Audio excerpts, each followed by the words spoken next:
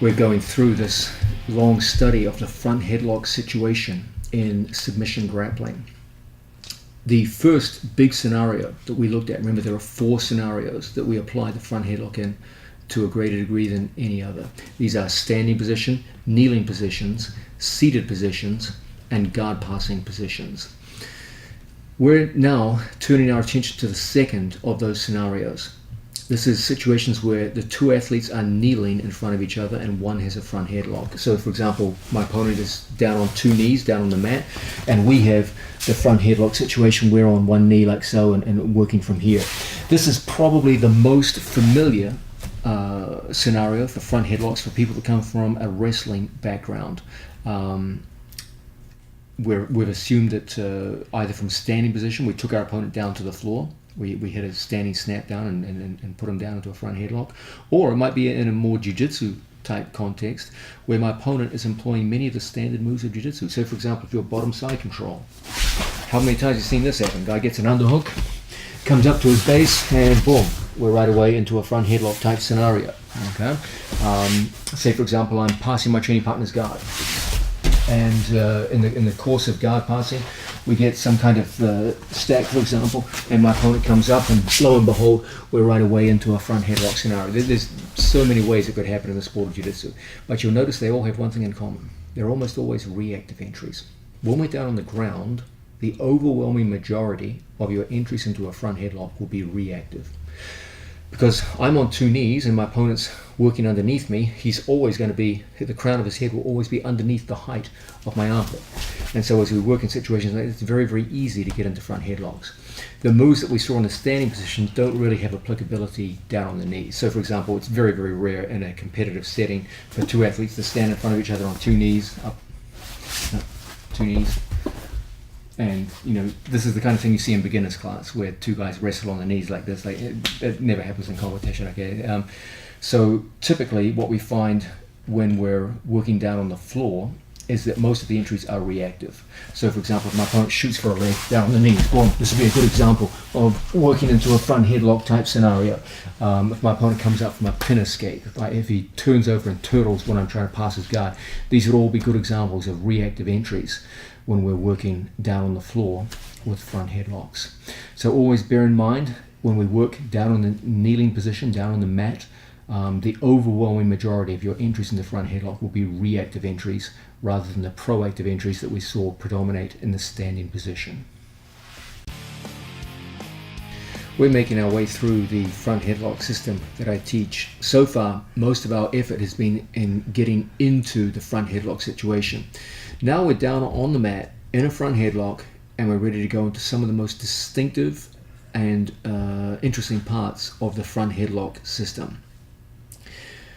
I want to introduce you to a key element of our approach to front headlocking, and in particular guillotine strangles. This is the so-called high wrist position. That's wrist as in wrist, not risk. High wrist position. There's always been a bit of a mystery with regards guillotines in the sport of jiu-jitsu and grappling. Have you ever noticed there's a variety of guillotines out there? We'll be looking at almost all of the main varieties of guillotine later in this video. There are many great athletes who are associated with particular kinds of guillotine. My own teacher, Renzo Gracie, was legendary for his arm-in guillotine. Many of his students were also very, very good indeed with arm-in guillotines. But my teacher never had a good high elbow guillotine or a good low elbow guillotine. He had one kind of guillotine at which he excelled, and he used that for all of his success with the guillotine. Then you'll see another great guillotine expert, like say for example the great Marcelo Garcia. He had an outstanding high elbow guillotine, but he had no arm-in guillotine and no low elbow guillotine. You'll see another athlete like Ron Gracie, who has an outstanding low elbow guillotine, but was mediocre at high elbow guillotines. When you look at the great guillotine specialists, they all seem to have one kind of guillotine at which they excel, but they rarely use or don't use as well the other forms of guillotines. Why is that? I always used to wonder. Well, the answer is pretty simple. The mechanics of each guillotine are actually quite radically different. And to excel in all three is rather like excelling in three different kinds of moves, and that's not an easy thing to do. Most athletes tend to specialize in one or two favorite moves which they use to get their big breakthroughs. When I started using the high wrist position, something interesting started to happen.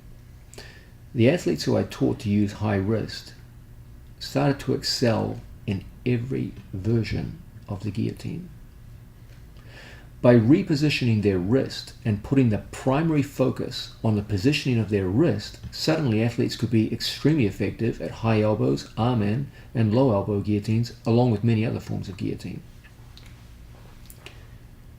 Most people focus on a variety of factors as to what's going to make them successful with their favorite guillotines.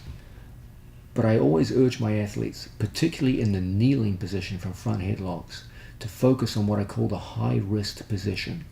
Once they focus on this, I quickly find they become highly proficient in many kinds of guillotine and can use whichever one is the appropriate one for the context with equal results and equal effectiveness. So, let's start by examining what is the high wrist position and what's so special about it. Well, a high wrist position refers to any situation where I take my strangle arm and from here I take my wrist high over my training partner's clavicle, just like so, rather than the traditional front headlock chin strap position. What I find most athletes do is they work from a chin strap with their wrist in a fairly low position.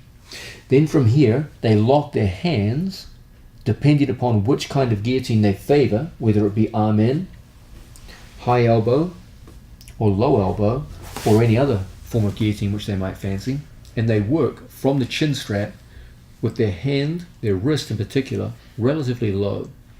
Then from there they use locked hands to try and get their wrist higher to get a complete coverage of their training partner's neck.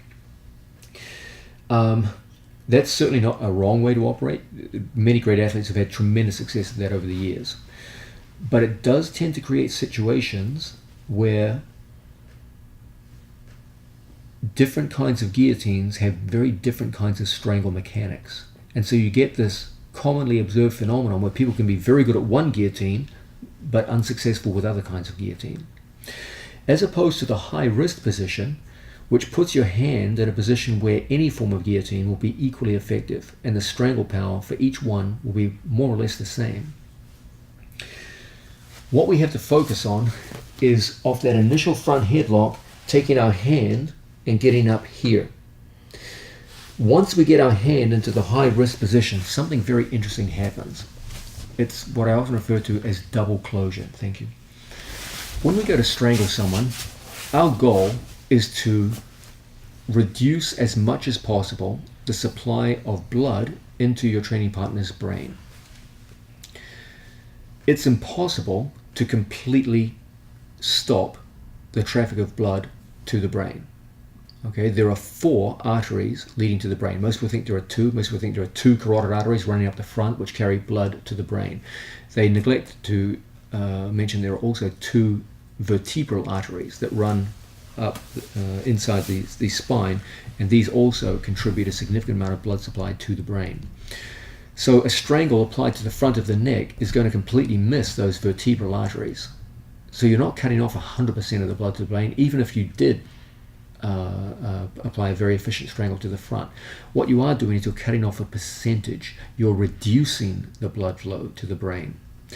Now the brain only constitutes about 2% of our body weight, but it requires 20% of the oxygenated blood of our body. So it requires a lot of upkeep, and there has to be a considerable amount of blood passing through those arteries running through the neck in order to maintain its functions. When that blood supply is even moderately compromised, we start to get bad effects leading towards strangulation and eventually unconsciousness. The higher the percentage of the blood that you cut off, the quicker and more efficient the strangle will be. I'm sure that all of you watching this video have had the experience of being caught in a partial strangle, where you feel there's some compromise to the blood supply, but not enough to render you unconscious. And as a result, you identified this fact and fought your way out of the stranglehold successfully. You've also probably had the opposite effect, where you misjudged how much blood supply was being caught off and you fought bravely and then passed out cold. And that's happened to me on quite a few occasions. What happens here is that there's a certain percentage which, if that blood is cut off, you get rendered unconscious. Again, the only way to completely cut off blood to the brain, because there's 4 arteries running to the brain, not 2, is to physically cut off the human head, and we're not allowed to do that in jiu-jitsu. So what we can do is cut off a percentage. The higher the percentage, the more successful we're going to be. When most people work with a low wrist position, they're cutting off one of the carotid arteries very successfully, but they're leaving the second one somewhat open. You can see, if we come closer to the camera, that my right wrist is covering my opponent's left carotid artery. And when I lock in, let's shift our body a little bit this way. When I lock my hands here, I have to do work to come up and cover the second carotid artery. Now, that work is typically being done against the resistance of my opponent's hands. Okay, right now my opponent has his hands on the floor, but in a combat situation, if I start low and he grabs my hands, it's very, very hard for me now to cover the second carotid artery, because he's covering the hands. If the hands weren't there, sure, I could go around now and cover the second carotid artery. When we cover the second carotid artery, I often refer to this to my students as double closure. 2 carotid arteries are being closed instead of 1. So a higher percentage of blood flow is being restricted to the brain. You're going to get more efficient strangles. I'm not going to say that it's impossible to strangle someone covering only 1 carotid artery. Okay, the neck, everything inside the neck is very close together. So when there's compression on one side, typically there's effects on the other, and I've seen people strangled unconscious with what appears to be 1 carotid artery covered, provided it's done sufficiently well. But let's not kid ourselves. If we cover 2 carotid arteries efficiently, it's going to result in a much more higher percentage of the blood being cut off to the brain and a more efficient strangle. So what I love to see my students do is this. From any situation where they have any kind of front headlock, right from the bat, create a strong strangle threat by taking the hand up, so that both sides of the neck, both carotid arteries, are immediately covered. In addition, because I have the high wrist position, when my opponent goes to fight my hands, it's so hard for him to get to the hands themselves. The most he can do is get to the wrist, as opposed to a low wrist position where it's easy for him to access the hands and start to interfere with my strangle. So what I like to see is first a more efficient strangle with the high wrist position, and then when he goes to interfere with the hands, it's so much harder for him to get in there and stop that strangulation process from beginning. When you're working from the front headlock position, from 2 knees, make the high wrist position your first opening gambit. From the front headlock, once you've attained control, take the wrist and move it in. If you can do this, you will immediately create a strong threat of strangulation that your opponent has to react to. In addition, you will find that any form of guillotine you attempt, whether it be low elbow, high elbow, arm in, is suddenly dramatically more effective than the standard versions. Immediately, having locked that front headlock, you will see my students from here quickly take the hand up into the high wrist position. And now, whether they work high elbow, low elbow, arm in, they're all going to be extraordinarily effective for one simple reason: you've attained double closure. Both carotid arteries are very nearly completely closed. A big percentage of your opponent's blood supply to the brain is immediately compromised. Moreover, your hand is positioned in such a way that it's very difficult for your opponent to interfere with that process of strangulation and stop it. Make the high wrist position your number one priority whenever you work from the front headlock on the knees in these kinds of situations, and you'll find your strangling percentages go up dramatically. we're starting to get into the heart of the front headlock system now. From a kneeling situation, we've identified one of the keynote elements of our front headlock system, the high wrist position. We've seen that when our wrist goes from the traditional chin strap grip into the high wrist, you immediately create double closure and a massive threat of strangulation right from the start of your control in the front headlock position. Now, there's something you really need to understand about this high wrist position. Really, there's only one way for you to get it, and that's a movement which I often refer to as the centerline shift. What is a centerline shift? Well, for a right-handed front headlock, most of the time, if I want to control my opponent, I want to keep my head on his right-hand side. So for example, if you look at a basic front headlock, I have a right-handed front headlock here. You'll see that my head is on my training partner's right-hand side, regardless of whether my hand is inside or outside. Sometimes you'll see this exaggerated, where the head goes inside the hole, etc., etc. But whenever I go to control my opponent, most of the time, a right-handed front headlock, my head will be on his right-hand side. Now, if I have my head on his right-hand side, I cannot achieve the high wrist position. So if my head stays here next to my training partner's right shoulder, it's almost impossible for me to get a successful high wrist position. What is required is that my head move across his center line and shift to the other side. Only then can I get my knuckles up above his clavicles into a true high wrist position. We're going to demonstrate this from a variety of angles. When I perform the high wrist position, you should be able to see the knuckles of my hand, the first knuckles. Okay? So when I have a classic front headlock, you can clearly see that my head is on my training partner's right hand side. When I perform a center line shift and my head goes across the center line to the other side, you can clearly see the first knuckles of my hand. Once my hand goes into that high wrist position, there are a wide variety of very, very powerful guillotine attacks that I can use, but they all rely on this idea of a centerline shift where my head goes from my opponent's right shoulder across to the left shoulder. Once the centerline shift occurs, then my hand can follow the head and go into the high wrist position. The evidence of the high wrist is simple. Can you see the first knuckles of my hand? If the answer is yes, I've got a high wrist. If you cannot see those first knuckles, no, not high enough. Okay, you're working from a low wrist. So once again, in a centerline shift, my head starts on Placido's right hand side, and then as my head shifts, we get the high wrist position. And from here, so many ways for us to go on the attack that we'll soon be looking at.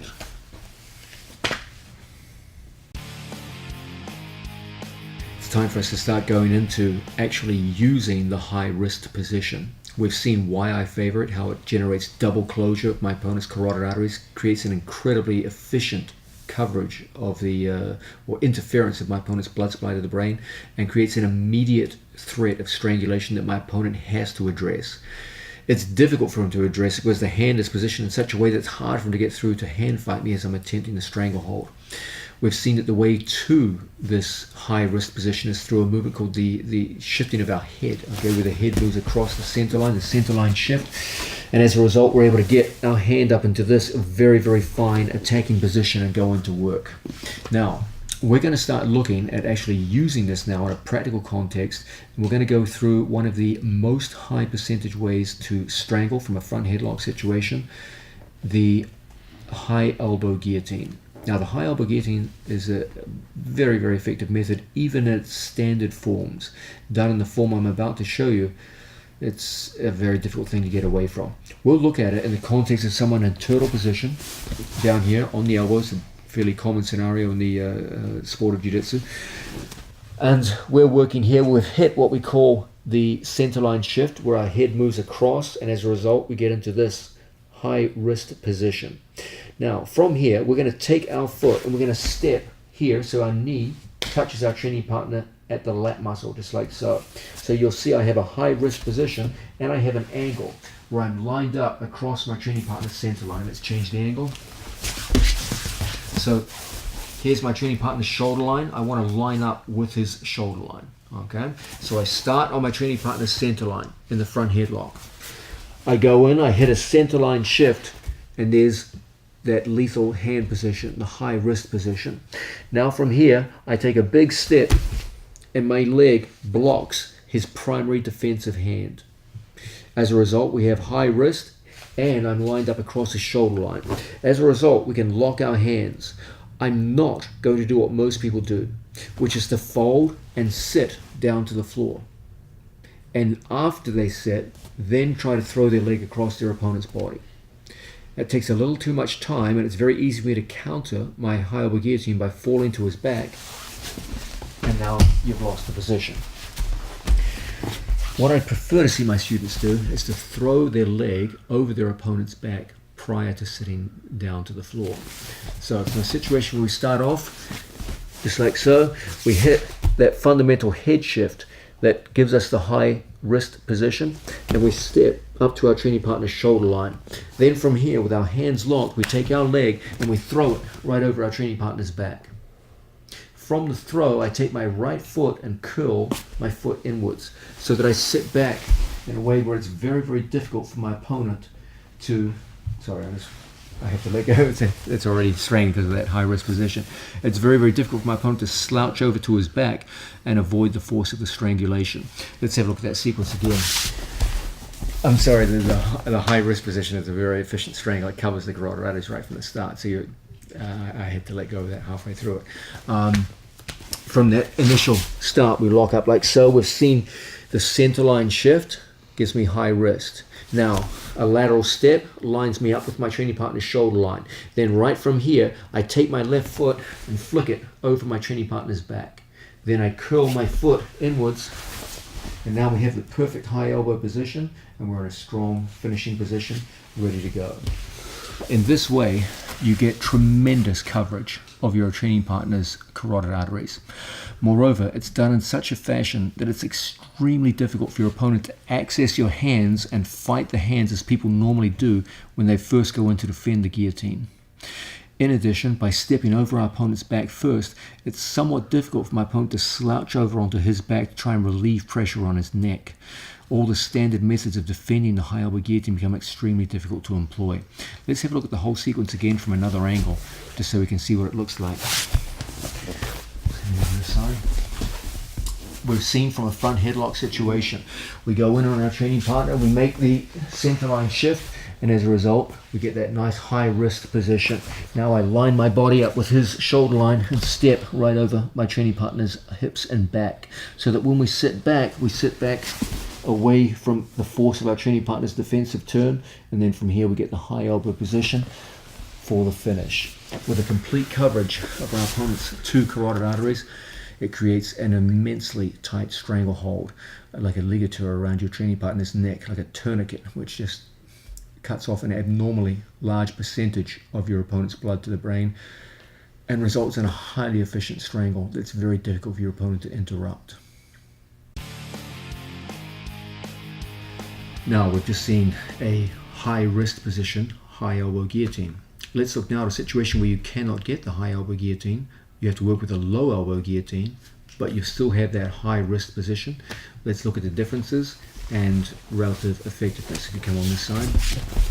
Okay, we've seen that one of the central features of our front headlock system is the so-called high wrist position, which occurs anytime I'm able to take a center line shift and move my head from one shoulder across to the other, and we get this precious high elbow position.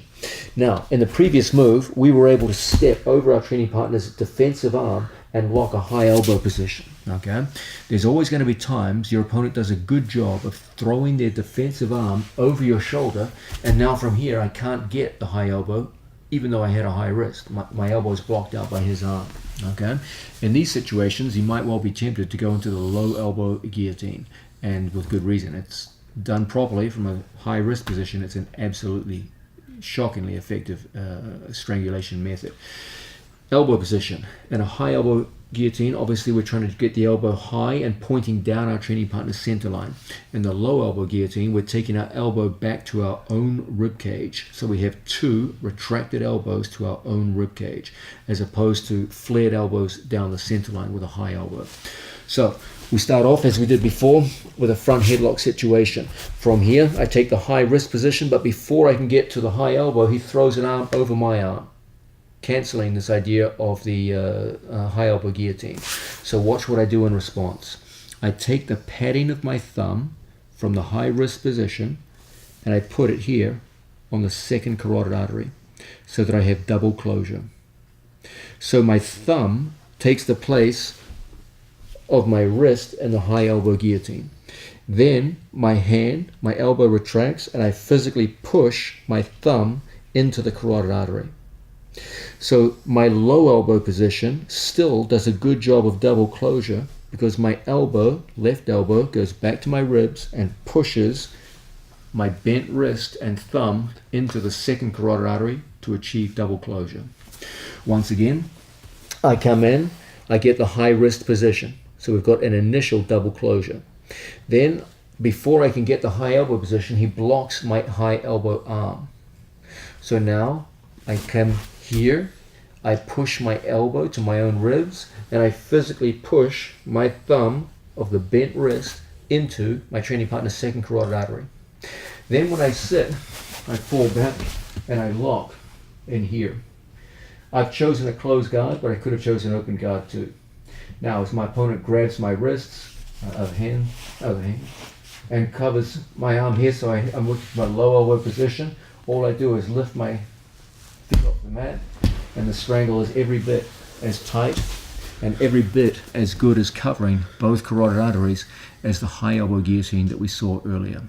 This is an incredibly effective way to strangle when your opponent does a good job of blocking the high elbow position. Let's have a look at it from another angle. From a situation we have front headlock, two athletes on two knees, we're seeing this idea of a shift that creates the high wrist position. He blocks my high elbow arm, so from here I cover with my thumb my opponent's second carotid artery, and from here we lock up. Now as he takes his left hand into my wrist, scoops over my shoulder with the other arm, stacks me, does all those things that people do to defend themselves in these situations, from here we quickly get to the stranglehold and through. Very, very difficult for your opponent to resist. Please understand that done in this fashion, the low elbow guillotine, which gets very little attention these days, is every bit as effective for the purpose of strangulation as the high elbow. Both of them incredibly effective out of this high wrist position. We're looking at this high wrist position, which is one of the centerpieces of our approach to the front headlock and to the various guillotine strangles that we use. We've seen the advantage of high wrist position is great closure of our training partner's carotid arteries, and at the same time much more difficult for him to engage in a defensive hand fight to reduce the effect of our strangle. So far we've seen high elbow guillotines out of high wrist, we've seen low elbow guillotines. Now we're about to look at one of the moves that my academy is very famous for, the arm-in guillotine. My version of the arm-in is a little different because it's done out of high wrist situations. If you're on this side. Okay, typically one of the key elements to success with the arm-in guillotine, especially as it was taught by my sensei Hensel Gracie, is elbow position. Everything for him was elbow down tight to the hip. My own approach is to use a situation where we work from the high wrist. You will often hear people disparage arm-in guillotines as inherently less effective than high elbow or low elbow because you're strangling into your opponent's armpit. The concern that people raise is that when we work from an arm-in situation, a lot of my strangle power goes into my training partner's armpit rather than directly onto his carotid arteries. Now, if you do put your hands in behind the armpit like this, there's a lot of truth to that criticism. A lot of your strangle power does get diffused into the armpit rather than where it should be going, which is into your opponent's carotid arteries. However, if we use the high wrist position, almost all of the strangle power goes directly onto the carotid arteries, regardless of your second arm position. So we're going to start off, as we always do, from a front headlock situation, and like before, we're going to start off with a centerline shift that gives us the high wrist position. Now, I would love to go into a high elbow from here. Boom, and just step right into it and finish. Okay? He knows that, so he reaches up and tackles my waist, and now I can't get behind. His shoulder is in a position where now I can't lock, the usual strangleholds. So I'm going to go in behind my opponent's armpit and grip my own wrist, just like so. Now, I'm going to curl my foot underneath me and sit with my legs in here. When my training partner goes in to defend the strangle in the usual fashion by stacking, grabbing the wrist, etc., all I'm going to do is pull in with my two legs. And as a result, we get an enormously powerful strangulation that goes directly onto your opponent's carotid arteries and not at all into the armpit. It's because my hand occupies the high wrist position.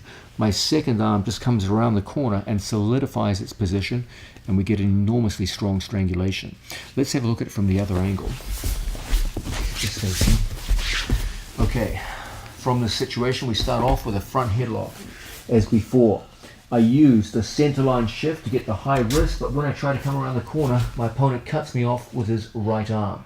From here, I'm going to put my chin over the far shoulder and grab my own wrist. I pick my foot up off the floor so that it goes straight through, and we lock on the far side. Now, as my opponent goes into his defenses, we just pull in with the legs, and we get an enormously tight strangulation. Now, Placido, I think you'll agree with me.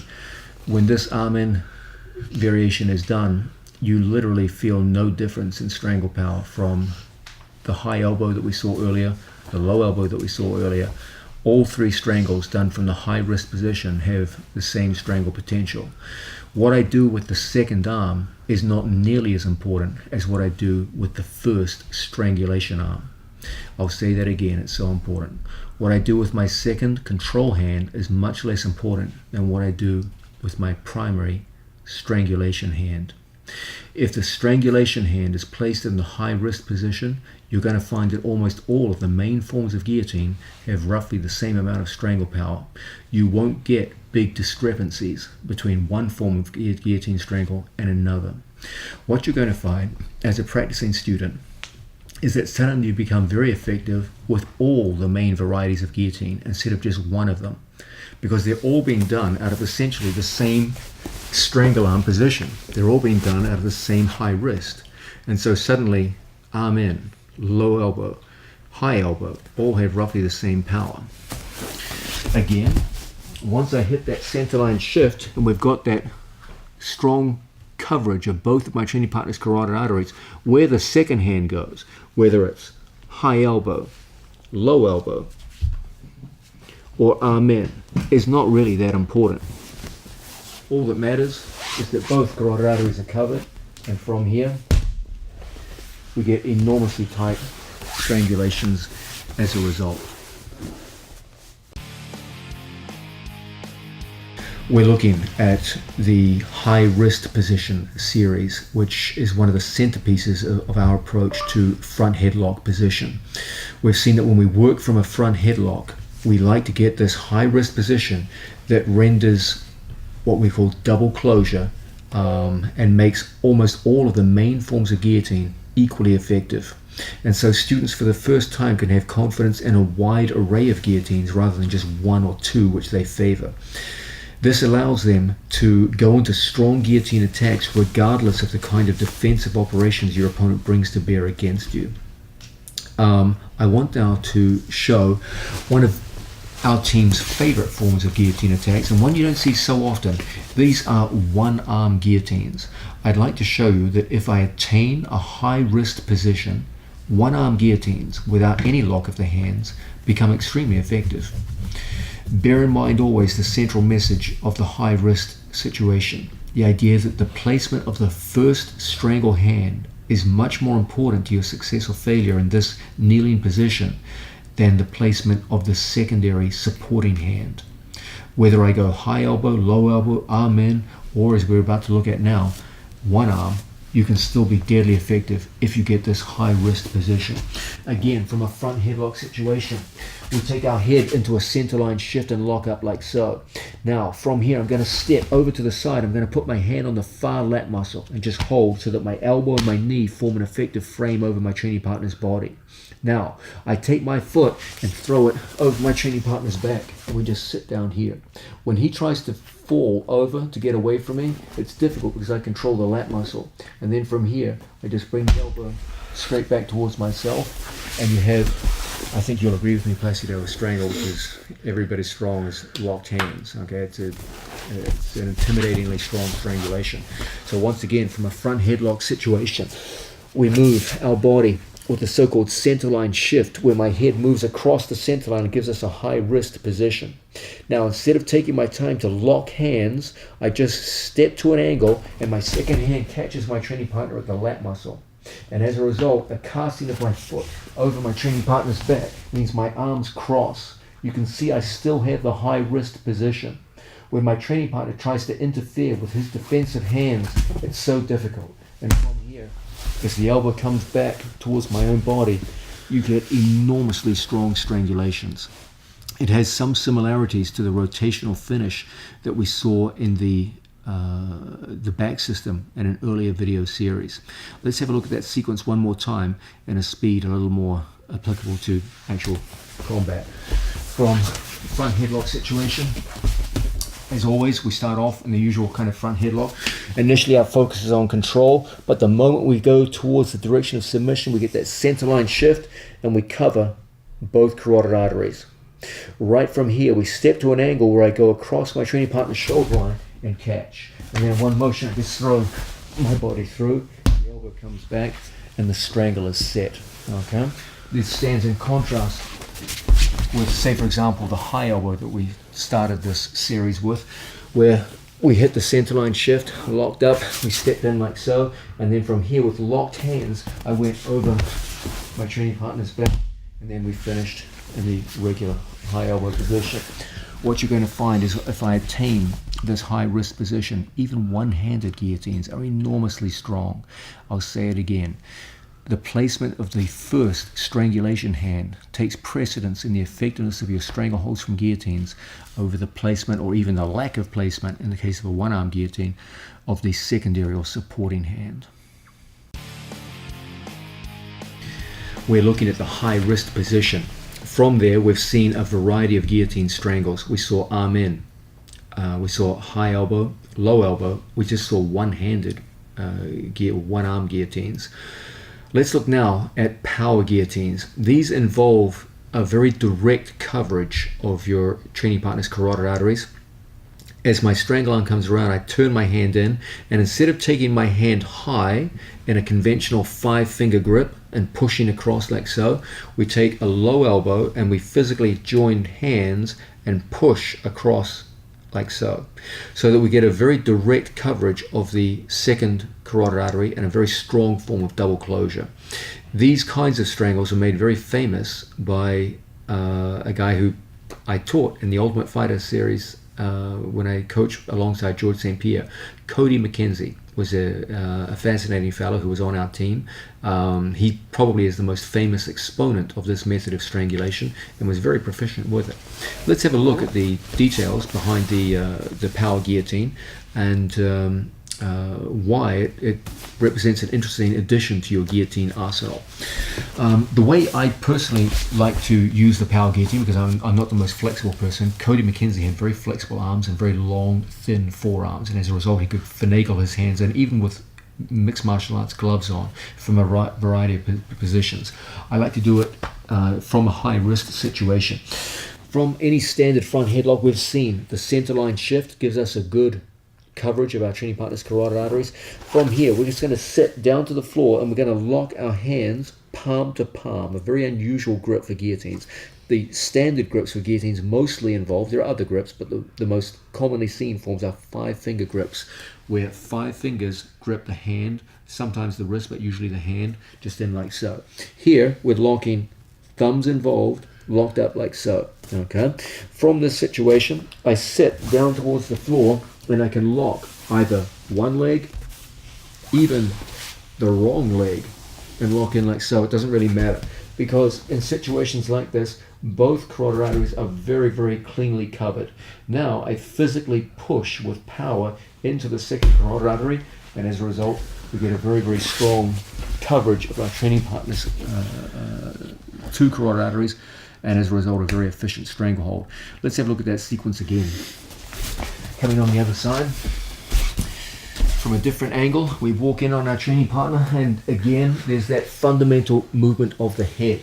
It's that center line shift which makes it possible for me to sit down and go into a strong finishing position.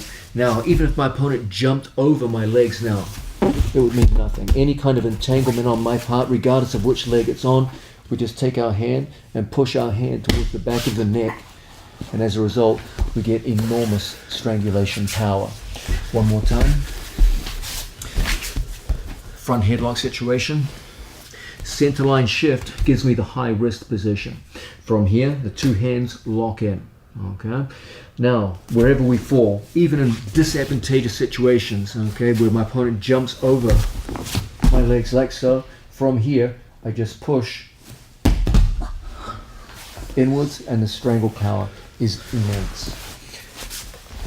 You can see that once I attain the high wrist position, all 5 of these forms of guillotine, high elbow, low elbow, arm in, one-handed, and this power guillotine, are all equally simple to use. It's very realistic for you if you can reliably attain this high wrist position through the use of the center line shift, moving the head across your opponent's center line, that you can be highly adept at many forms of guillotine with equal effect. And you can break that curse which has been following jiu-jitsu for so long, that most of the great guillotine masters tend to be very strong in one form of guillotine and one form only. It would be nice to see a generation of athletes come up who are equally adept in all the variations of guillotines, so that they could pick and choose the appropriate one for the given scenario that they're in. I think if you work on this high wrist position, you're going to find your finishing percentages go up dramatically, not just with one form of guillotine, but all of them. We've been looking at the front headlock situation where two athletes are on their knees in front of each other. Probably the most commonly seen front headlock, elbows down. And from here we've seen, from this position, one of our primary methods of attack, probably the first one that we employ in the front headlock system, is always the high wrist series. Okay, so whenever we have a front headlock situation, the onus is on us, once we've entered in, we've accomplished step 1 of the front headlock system, to enter in, to get, or to overcome the height problem, put the crown of our opponent's head lower than our armpit, and enter into the front headlock. Then we go to step 2, to establish the 3 points of control, where I manage distance through the positioning of my shoulder on the back of the neck. I manage distance away through the chin strap grip, and I control my training partner's arm here at the elbow, so that the real estate between the neck and the elbow is completely controlled by the front headlock. Okay, so once again, the 3 points of control: back of the shoulder, so that I ensure weight is put on my training partner's head. The head is adequately controlled through weight. It also controls distance. When he tries to move into me, it's difficult because my shoulder maintains the distance between us. When he tries to move away, the chin strap and the elbow make it very, very difficult for him to pull away successfully. And so we've established excellent control. So those are the first 2 steps of the system. The third step is to negate my opponent's attempts at escape. We'll go more into that later in this video series. But at some point we've got to make the 4th critical step, this tactical decision. Will we go in the direction of positional attacks, or will we go in the direction of submissions? I always encourage my students to begin with the high wrist position, which immediately takes things in the direction of submission. It does so through the principle of double closure, where I take a high wrist position, immediately both carotid arteries are under attack. Both are being closed off very, very efficiently. And we saw that from there we can go into a wide array of guillotine attacks, almost all of which are equally effective. Now, at some point, you're going to run into strong resistance, especially if you get known as someone who favors the high wrist position. People are going to start hand fighting very, very early, so that when you go to the chin strap position, the hand fight will start right here, before you even get a chance to go into the high risk situation. Okay. In addition, you're going to find that your opponent's elbow becomes a strong marker of whether you'll go to high risk or into other moves. let's observe something very important. The further my opponent's elbow goes backwards towards himself, the more easy it becomes, the easier it becomes for me to bring my hand into the high wrist position. Again, as the elbow retracts, the high wrist becomes easier and easier. And from the situations like this, it's very easy for us to start stepping into our guillotine attacks. The opposite is true when the elbow starts coming forward.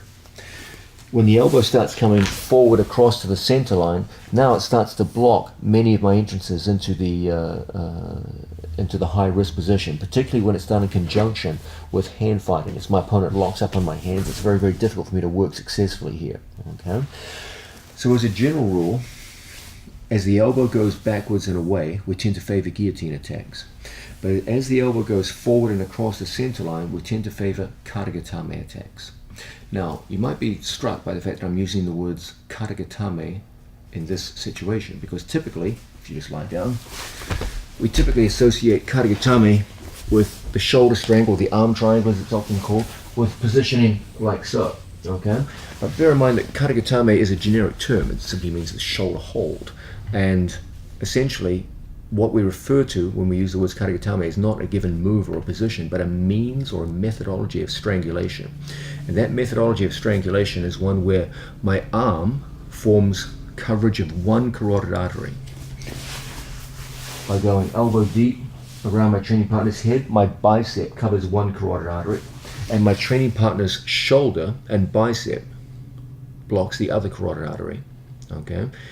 Katagatame refers to the means of strangulation rather than any one strangle. So there are many variations of katagatame. In the case of front headlock, thank you, the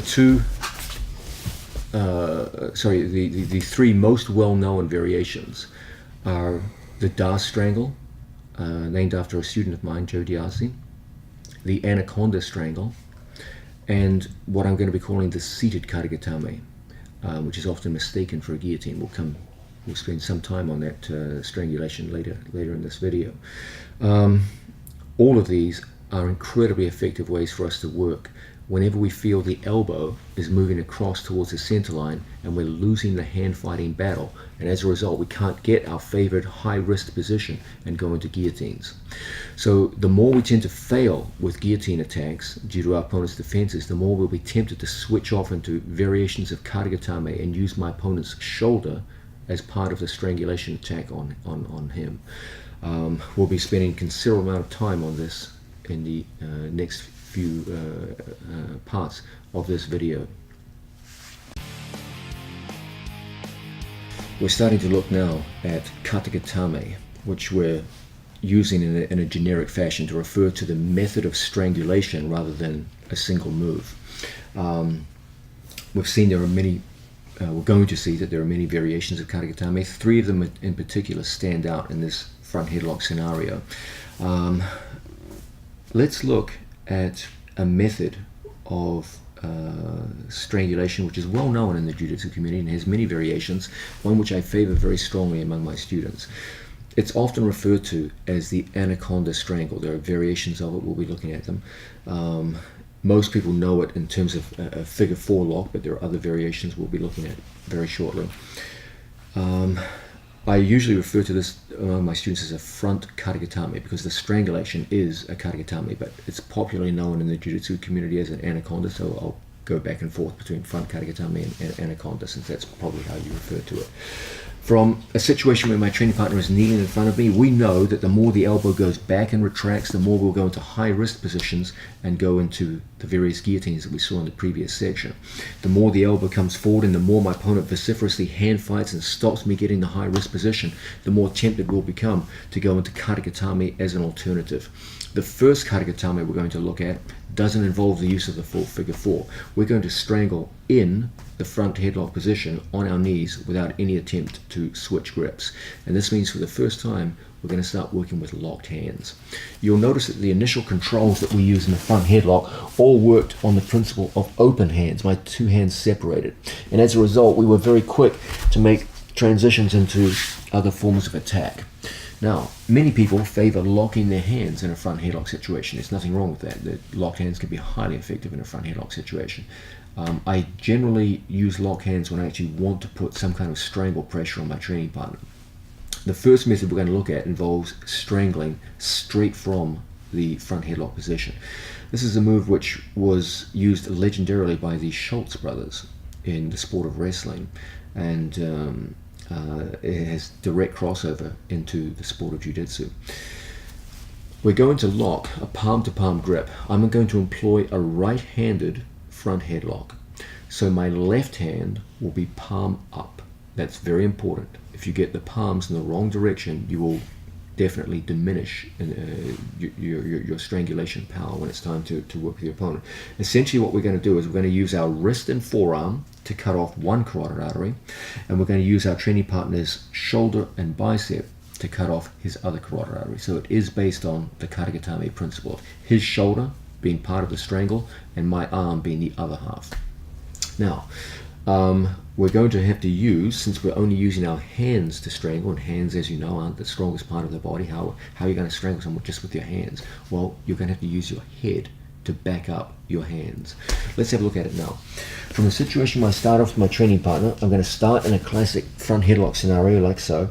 I'm going to bend my wrist 90 degrees, and I'm going to take my pinky finger and slide it between my training partner's rear deltoid and the lat muscle.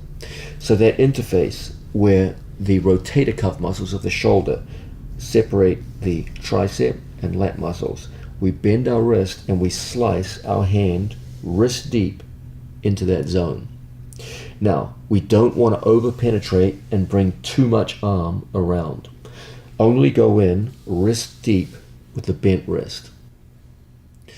I can't be too shallow. I can't go to the knuckle line. I have to go to the wrist, like so. Now from here, we're going to lock up our hands palm to palm. Again, one wrist is bent, one wrist is straight. Now from here, I'm going to start an action of putting my knee down and putting my head to back up, strong body. From here, I'm going to put my head right into the hole. And from this situation, I'm going to take my right elbow and draw it back towards myself. And as a result, we get a fine strangulation in this position. Okay? It involves my two hands locked up like so, and one elbow coming back towards the other. You are not pulling back towards yourself. No. One elbow comes in towards the other, and my head, looking around the corner, backs up the action of elbow, scissoring to elbow, and head applying additional pressure. This creates a very, very strong strangulation, surprisingly so, given that your hands don't at any point go into a figure four, and you can often surprise your opponents with this form of strangulation attack. Once again, we start off in like so. My hand bends 90 degrees at the wrist and slices in to this good position, going in wrist deep. Now we lock up. From here, I draw the elbow across a little, then I put my knee down and I insert my head into the hole. From this position, I just withdraw the elbow back towards myself, and we get an incredibly strong strangulation. We're going to switch the angle because there's some subtleties to this strangle that are difficult to pick up from any one position. Let's line up here. Watch how my wrist forms the strangulation pressure on one side. When my arms pull in, you'll see that my inner wrist creates a strangle on my opponent's left side, while my head forms a strangulation pressure on the other. So as my elbows close, my opponent finds himself strangling in this position. Once again, from front headlock, the hands lock, we send the elbow across, my head goes in, and now from here, I turn in a little and strangle. You'll notice there is a third pressure which is extremely difficult for you as a viewer to pick up. This is the pressure of my shoulder down on the head. I physically push my opponent's head down into the strangle. This adds considerably to your strangulation power. The only way that I can employ this third form of pressure is if I come up off my knees and tripod downwards onto my opponent's head. So let's look now at this idea of my shoulder pushing forward and physically pushing my opponent's head down into the strangulation of my wrists. Notice how, as always, the shoulder is well positioned on the head. As I lock up, I send the arm bind. Now, as I come around the corner, my elbows close, and at the same time, my right shoulder pushes forward. And as a result, we get a surprisingly efficient strangulation. This strangulation works extremely well in and of itself. You can put people to sleep in fairly short order, even when you're working against strong resistance. It has a second beneficiary effect that we'll look at later today, where it distracts your opponent enough that you can set up more conventional forms of anaconda attack and go into a second form of strangle, even more effective than this. But it's a great initial way to put severe strangulation pressure on your opponent, either as a direct route to victory or as a lead-in to other forms of strangulation from the front headlock position.